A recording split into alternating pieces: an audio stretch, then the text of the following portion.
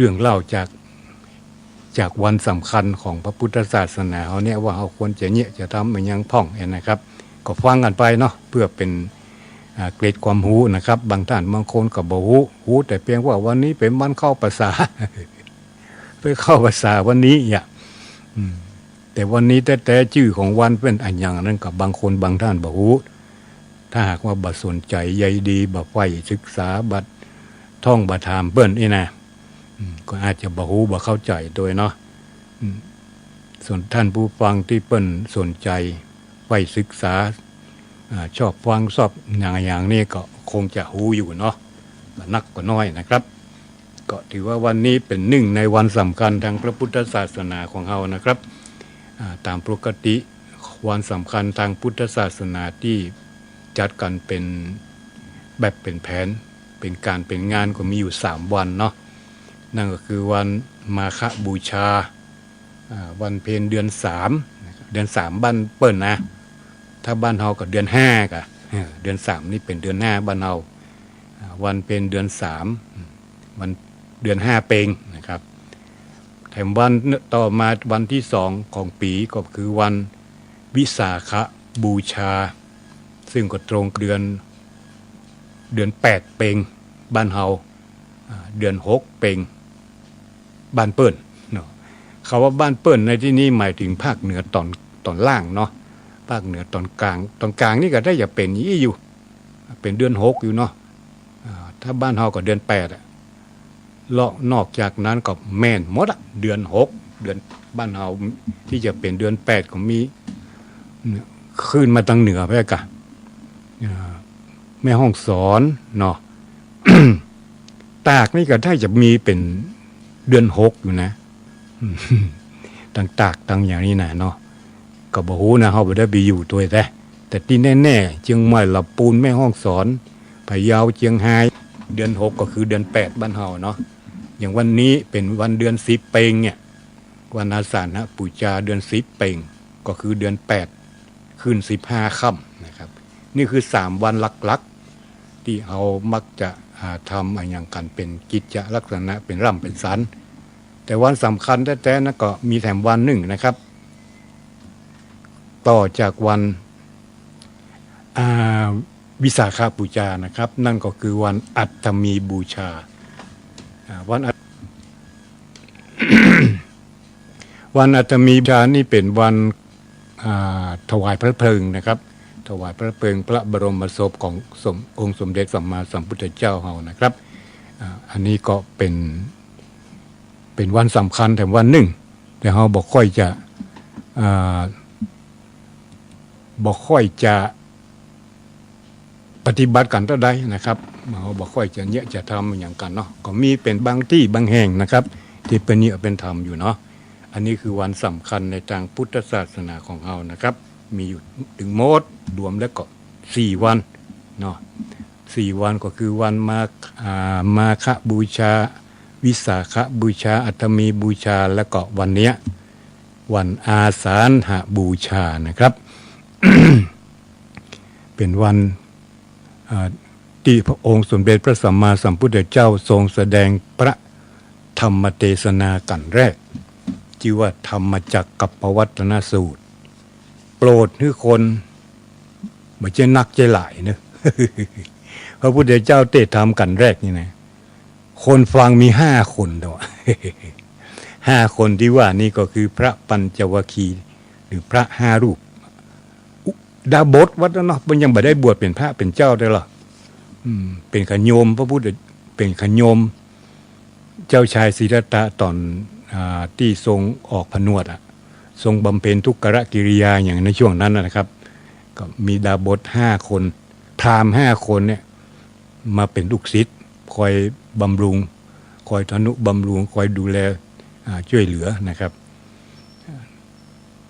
แต่เมื่อพระศาสดาของเราหรือเจ้าชายสิทธัตถะซึ่งตอนนั้นบวชแล้วเนี่ยออกบวชแล้วเนี่ยเลิกบำเพ็ญทุกขกิริยาปัญจวัคคีย์ทั้ง5ก็ปื้อกับคำนั้นโสดตาดเลยโสดตาด ปุ่นไปอยู่ป่าอิสิปตนะมฤคทายวันวุ่นนะครับปล่อยให้พระพุทธเจ้าของเราอยู่คนเดียวแต่มันก็ดีอย่างหนึ่งตามที่โบราณอาจารย์เปิ้นว่าไว้พระอัตถกถาจารย์เปิ้นว่าไว้นะครับคือเปิดโอกาสให้พระองค์ได้อยู่อย่างสงบบ่มีไผมากวนมาคุยเนาะแล้วก็บำเพ็ญเพียรทางจิตจนในที่สุดก็ได้บรรลุเป็นพระพุทธเจ้าเมื่อวันเดือน6เปงหรือเดือน8เปงที่ผ่านมานะครับพอมาถึงวันนี้พระองค์ก็เสด็จมาเทศน์ธรรมโปรดปัญจวัคคีย์ทั้ง5อันนี้เป็นวันสำคัญวันนี้เนาะหลายท่านก็คงจะรู้แล้ว ครับเพราะฉะนั้นเพื่อให้ความรู้ของท่านผู้ฟังมันได้แน่นแฟ้นยิ่งขึ้นก็จะเอาเรื่องเล่าของอาจารย์ยอดเกี่ยวกับวันอาสาฬหบูชาเนี่ยนะครับมาเปิดให้ท่านผู้ฟังได้ฟังกันจบอาจารย์ยอดแล้วก็ต่อด้วยเพลงเลยนะครับต่อด้วยเพลงเลยเนาะ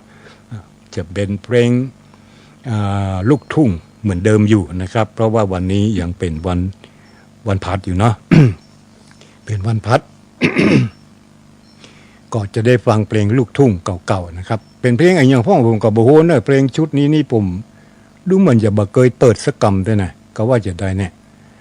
ลองฟังกันแล้วกันนะครับในช่วงของเสียงเพลงชั่วโมงที่2เนาะสำหรับวันพุธจะเป็นวันศุกร์แล้วนะครับเราก็จะเปลี่ยนบรรยากาศในการฟังเพลง4 วันที่ผ่านมาพร้อมทั้งวันนี้ตัวนะครับรวมถึงวันนี้ตัวเนี่ยได้ฟังเพลงลูกทุ่งกันอันนี้สำหรับคอเพลงนะวันพุธนี้เราจะเริ่มฟังเพลงประเภทลูกกรุงกันนะครับจะมีเพลงอย่างพ่องก็ฟังท่าฟังกันก่อนแล้วกันเนาะแล้ววันพุธนี้เราก็มาปะกันใหม่นะครับก่อนจะได้ฟังอาจารย์ยอดนี่ก็ผมก็ขอลวดลาท่านผู้ฟังเลยนะวันพุธเราก็มาปะกันใหม่เนาะก็ขอบคุณท่านผู้ฟังและอนุโมทนากับท่านผู้ฟังทุกท่านทุกคนนะครับที่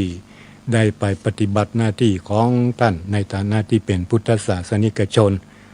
บอกว่าจะเป็นช่วงเจ้าไปทำบุญตักบาตร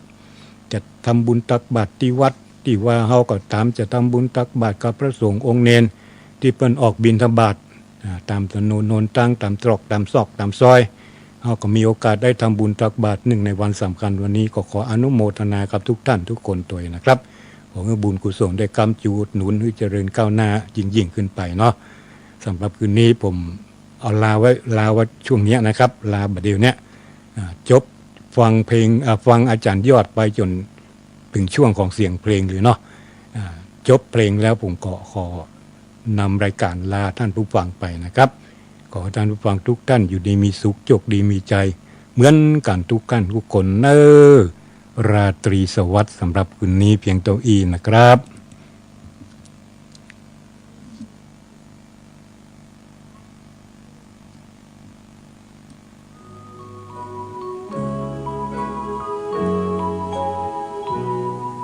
อาสาฬหบูชา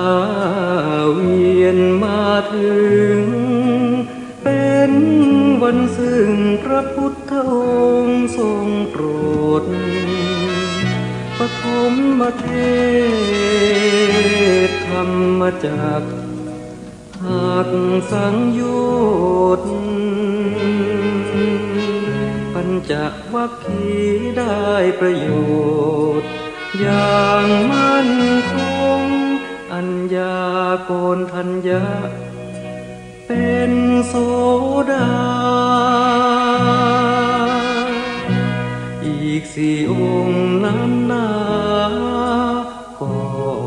ไม่ลงต่อมาได้เห็นธรรมทั่วทุกองค์จึงประสงค์เกิดมีวันนี้นาครบทั้ง3 รัตนะอันประเสริฐพระไตรรัตน์คือความเลิศของศาสนาเพ็ญเดือน8อาสาฬหการผ่านเวียนมาขอเชิญป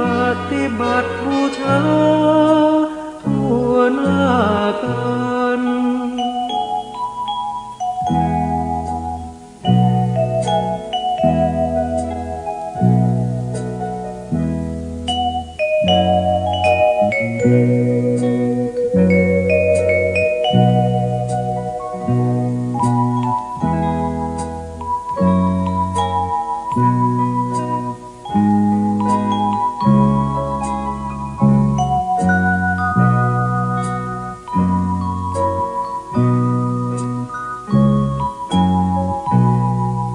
ญญาโกณทัญญาเป็นโสดาอีกสี่องค์นั้นนาก็ไม่ลงต่อมาได้เห็นธรรมทั่วทุกองค์จึงประสงค์เกิดมีวันนี้นาทั้งสามรัตนะอันประเสริ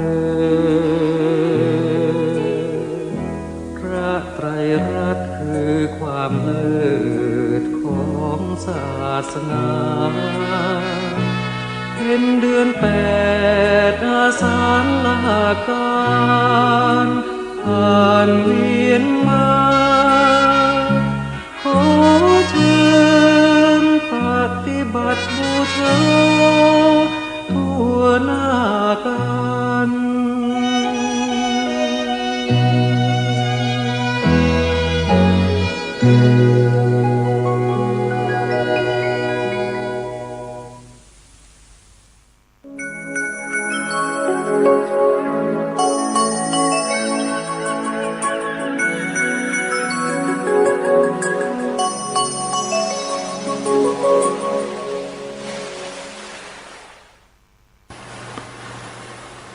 สัพพทานังธรรมทานังชินาติแปลว่าการให้ธรรมะย่อมชนะการให้ทั้งปวง